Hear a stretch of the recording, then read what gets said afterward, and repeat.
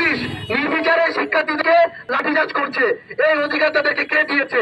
আমরা আন্দোলন করেছিলাম সাম্য, মানবিক মর্যাদা এবং ন্যায় বিচারের আশায়।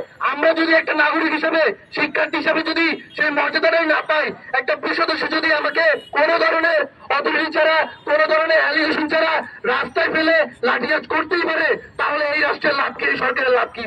সুতরাং আমি সরকারের প্রতি আমাদের ঢাকা বিশ্ববিদ্যালয়ের সাংবাদিকতা বিভাগের পক্ষ থেকে সুস্পষ্ট বার্তা দিতে চাই।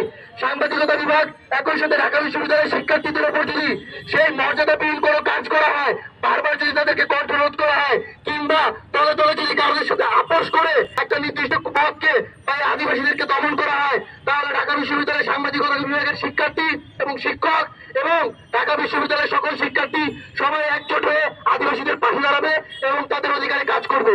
এবং সরকারের পক্ষ থেকে বিভিন্ন সময়ে যেই ফেসবুকগুলো যে পপুলিস্ট স্ট্যাটাস দিয়ে ক্ষান্ত হয়ে যায়, সেটা যাতে না করা হয়।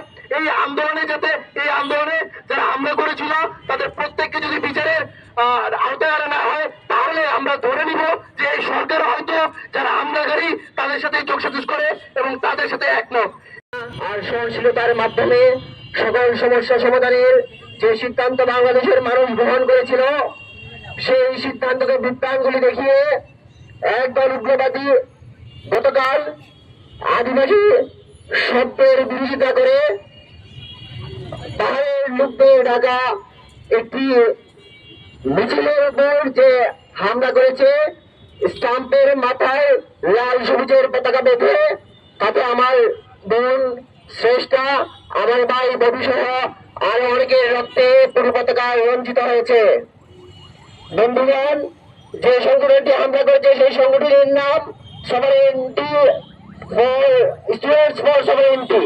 সেই সংগঠনটি সার্বভৌমত্বের পক্ষে কথা বলার জন্য সংগঠিত হয়েছিল, কিন্তু দেখা যাচ্ছে তাদের যে হামলা, সেই হামলার পরে সমতলের সাথে আমাদের পাহাড়ি জনগোষ্ঠীর এক দূরত্ব তৈরি হয়েছে।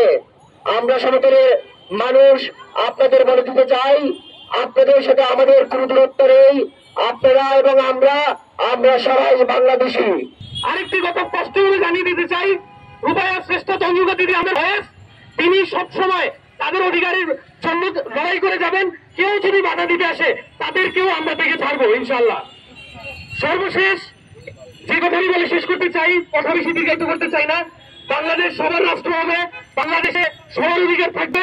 শ্রেষ্ঠ তঞ্জুকা দিদির মতো কালকে যে হামলা হলো, এরকম হামলা যাতে আর কারো উপর কখনো না হয় সেই বিষয়ে সঠিক দৃষ্টি থাকতে হবে।